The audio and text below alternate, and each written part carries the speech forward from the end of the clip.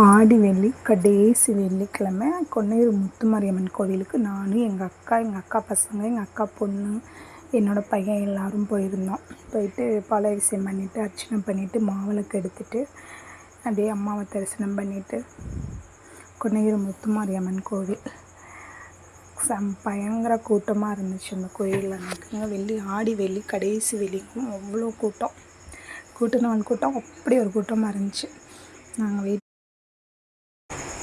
Wait பண்ணி சாமியை பார்த்துட்டு மாவிளக்கு எடுத்துகிட்டு அன்னதானம் வேறு போட்டிருந்தாங்களா, வெயிட் பண்ணி அன்னதானத்தில் சாப்பிட்டு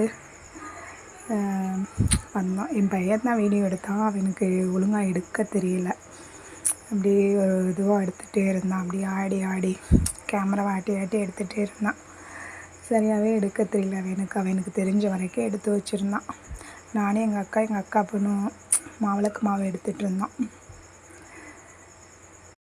சரியான கூட்டம் வேறு, செம்ம கூட்டமாக இருந்துச்சு. அப்படியே சாமியை பார்க்கவே முடியல, அவ்வளோ ஒரு கூட்டம்.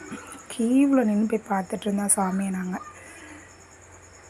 இனி ஆடி வெள்ளி கடைசி வெள்ளிங்கவும் செம்ம கூட்டமாக இருந்துச்சு. ஹாப்பியாக இருந்துச்சு, சந்தோஷமாக இருந்துச்சு. கோயிலுக்கு போய் சாமியை பார்க்கணுனாலே ஒரு சந்தோஷம் தானே. அதுவும் கொன்னையூர் முத்துமாரியம்மனை பார்க்கணுன்னா ஒரு தனி சந்தோஷம்தான்.